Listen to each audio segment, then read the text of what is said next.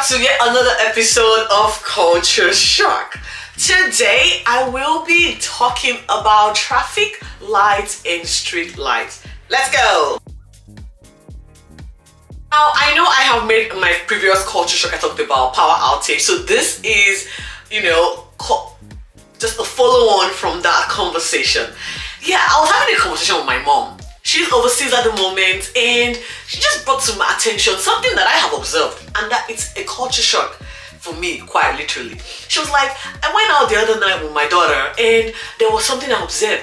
There were street lights everywhere, it was working, it was dark, but you didn't feel like it's dark or that late at night. I wish we could have this in Nigeria. And no, I take that back. If we have it, it will probably be stolen within the twinkle of an eye. And there you have it, guys. That's where I'm here today. In all of my life back home, in the state I lived, there was hardly any street light. Now, when we talk about energy generation, right? Now, Africa has got plenty of sunlight. Yes. And so you would think solar and renewable energy would be the one thing that we would be good at or would have thrived and developed to perfection, right? No. Our government are not concerned with renewables. They do not care how that feels or how that impacts the future generation. They don't want to know. They are all about grabbing what they want for themselves now. We've got so much sunlight, it's wasting. and there are countries who have got very little sunlight, making use of whatever sunlight they have and saving it up through solar energy and providing electricity for for people to use. And this is where it is. We could actually have street lights in every city, in every state in Nigeria.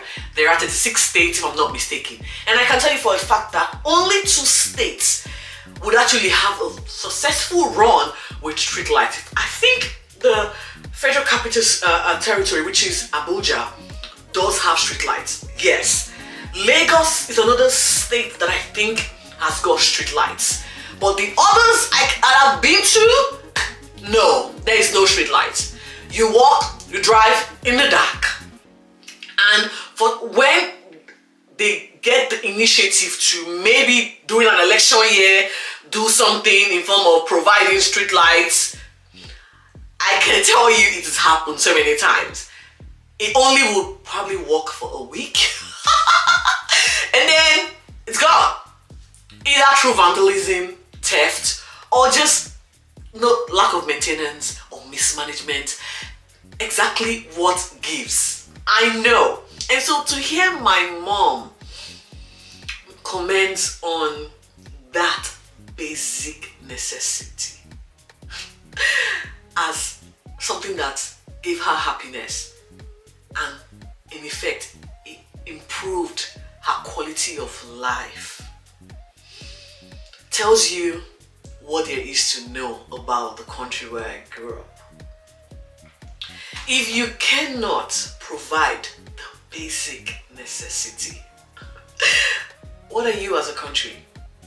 And I always say this, those who should experience what a state, a working system looks and feels like are not able to afford the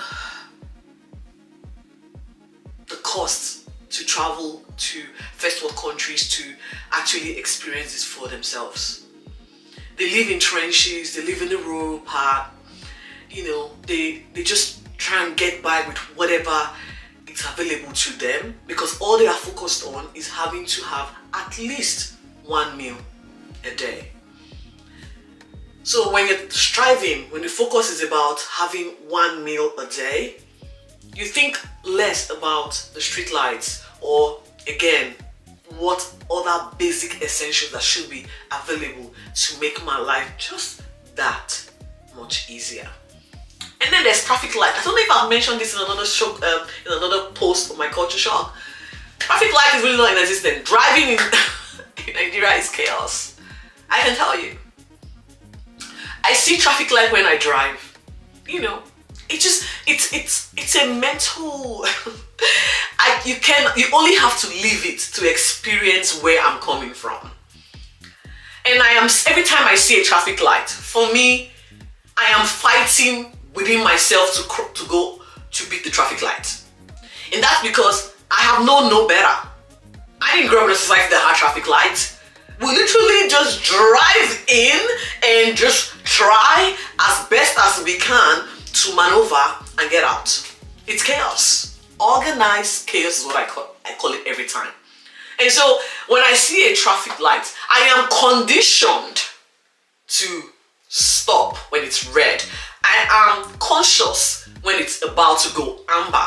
And I am conscious to drive a little slower just in case it's about to go to amber because I don't want to get a ticket.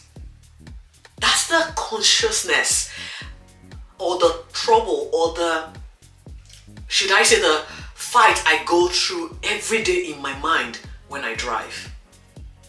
And that's just from the fact that I am not used to this. It's sad and it's a culture shock. I just hope that me sharing this with you would give you perspective. You would gain an insight as to the privileges, however mundane, however minute, however simple it looks. Note that it is not mine. It's not simple for me. It's not basic. It's not standard. I feel overwhelmed every time I see things like this. I know. Until next time where I come to you with more fun facts and culture shock, take care and stay safe. Enjoy your traffic lights and street lights.